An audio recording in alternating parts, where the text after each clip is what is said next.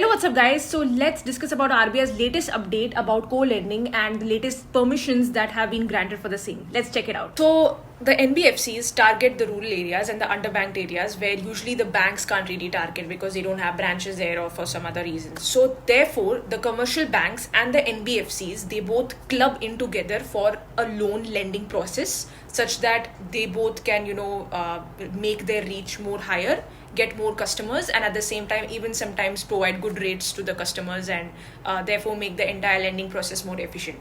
So there are two models involved in this. First model is where you are agreeing upon a ratio. The bank and the NBFC is agreeing upon one maybe 80-20 ratio or 50-50 ratio, however it has decided according to the contract terms, and therefore according to that ratio they will lend to the customer.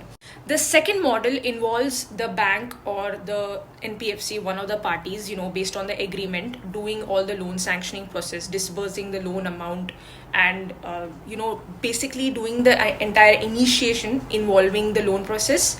And if they immediately want the funds, for example, if NBFC has done the disbursement and all of the loan and they immediately want the funds, they can go and ask the commercial bank by selling the loan portfolio or by selling a part of the loan portfolio at a discount to the commercial bank. This is the second model, guys. Now, initially, RBI did not support this arrangement, and they were like, there were restrictions for both of these parties to, co-lend together.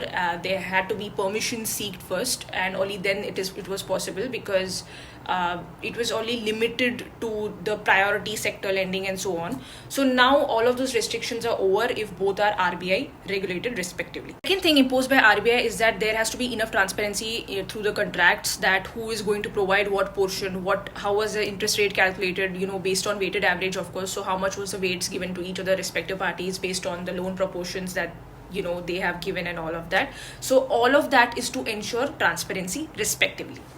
The remaining two important changes are that even if one of the party, saw that the customer did not pay on time or defaulted on the loan or so on, both of them will record it as an NPA, that is a non-performing asset, so that both of them can recognize the credit loss on time and there is no room for any losses in the future or their funds not being enough in the future.